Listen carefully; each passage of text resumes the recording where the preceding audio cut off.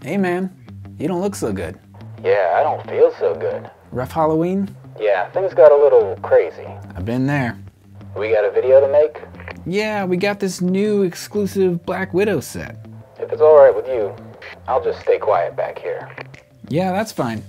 I'll take it from here. Hey y'all, I'm Josh. This is Josh Builds Stuff, and in case you couldn't tell, that was me in the Stormtrooper suit. These days I'll put the thing on about once a year, usually at Halloween to give out candy, but that's also where this cut came from on my nose because the helmet actually digs into the face while you're wearing it. The rest of the suit ain't too comfortable either. That's why I only wear it about once a year. Today we are talking about a very exciting little set where at the surface it may just look like another Black Widow set. This was actually supposed to be the San Diego Comic-Con exclusive set from this year. However, one good thing about COVID is that those sets are now coming out in different forms. This one I got from like some Amazon treasure truck thing, which I'd never heard of before. Shout out to my brother-in-law for sending this to me. But it's like you sign up for some text alerts when there's new deals or products available. I signed up for that and then I was able to buy this set. I think it was $40 at the time I bought it. I have recently checked again for it and it's obviously not available to buy on Amazon anymore. I have no idea if it will restock, but you can buy it from some price gougers for like $100 on eBay, which I very much dislike and I don't support that kind of thing. Hence, I do not own any other San Diego Comic-Con exclusive sets because I have not been to Comic-Con, nor am I willing to pay the high prices that resellers try to charge.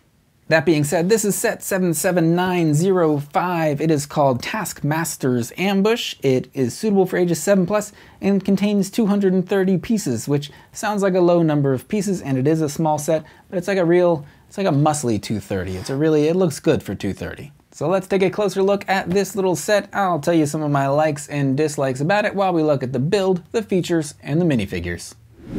So talking about the build, it was quick, pretty uneventful, and pretty characteristic of any other vehicle build that you would expect. I do like the extra build with the little platform underneath it that goes along with the vehicle itself, but even the build for that was nothing exciting that we haven't seen before.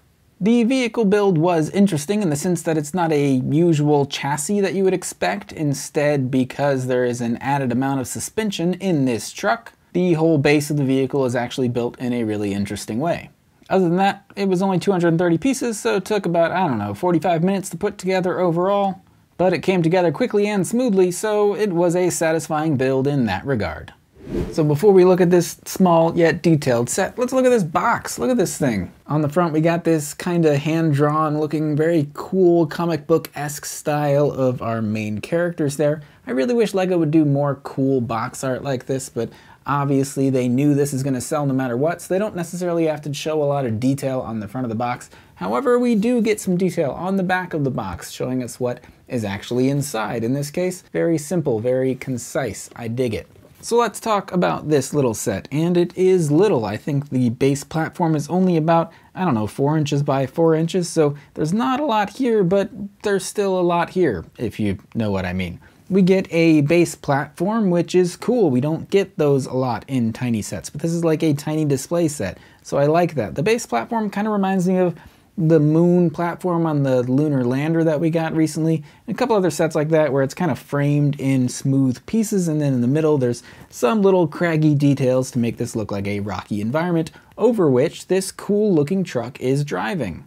The truck here is obviously the main appeal. We'll look more at that in a second, but then there's also a spot for our minifigures to be displayed along with this set, which is maybe my favorite part about this set because it's not just a vehicle. This is turned into a play set with the addition of a base platform and a place to pose your minifigures.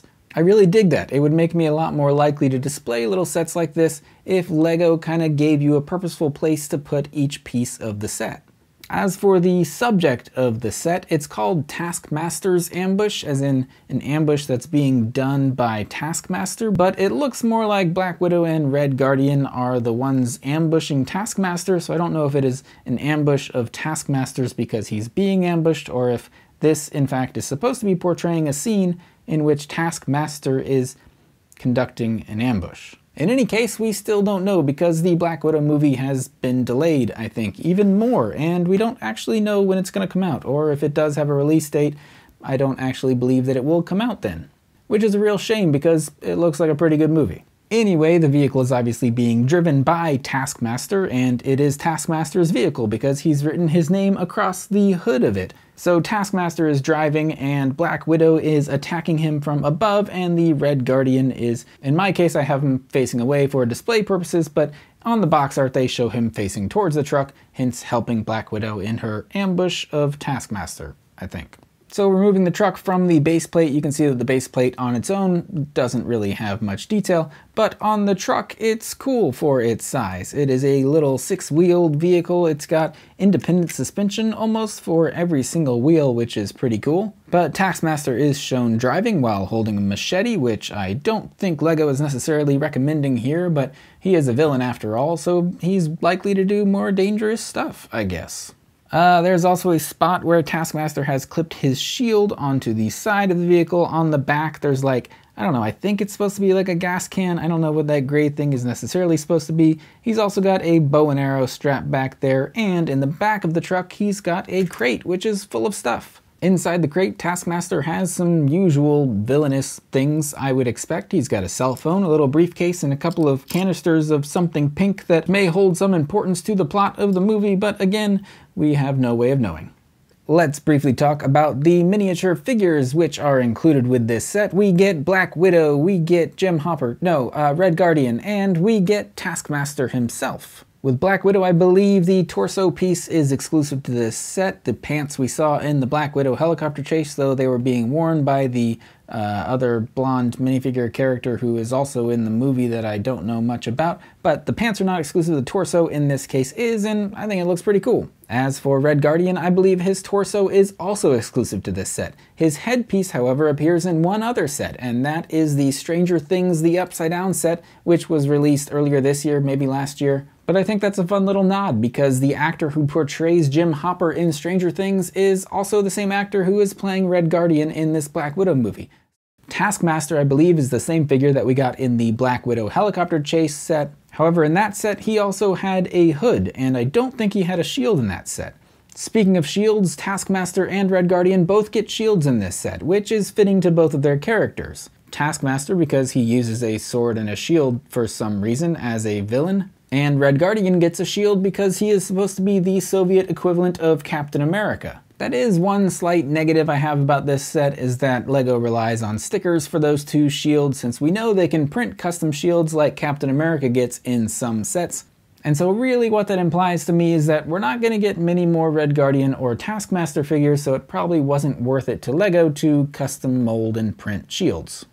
So my final thoughts on this little set, I really dig it. Usually I wouldn't consider displaying a set that was like 200 and some pieces, but LEGO did a really nice job of turning this little vehicle into a little display piece. The minifigures are good, the vehicle itself is good, the box looks really cool. Not many negative things to say about this set, which does make me a little sad because of how exclusive this set may be, that not a lot of people are going to be able to get their hands on it, but I guess that's the nature of these Comic-Con exclusive sets anyway, and so in that regard, I'm even more excited that I do get to own it. That being said, its fate will still probably be to get thrown in a gallon Ziploc bag and thrown into the closet with a bunch of other Legos in a cardboard box. But hey, maybe I'll stick it on the shelves for a couple of weeks.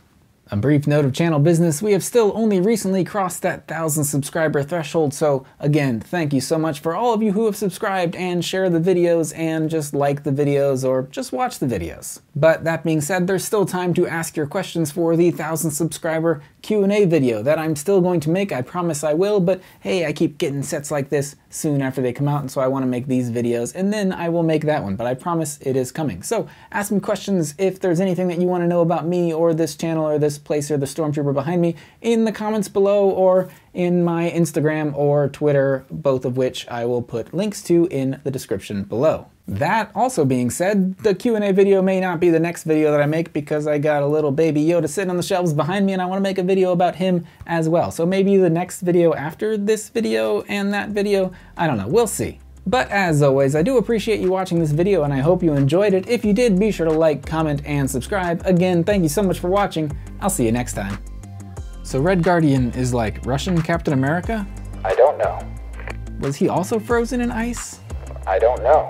Wouldn't he be super old if he was around during the Soviet Union, but is also around now? I don't know. When does this movie take place? I don't know. Just watch the movie. I can't watch the movie. Disney won't release it, and they won't put it out on Disney Plus because Mulan didn't do well on Disney Plus. I just don't know, man. Me neither, man. Me neither.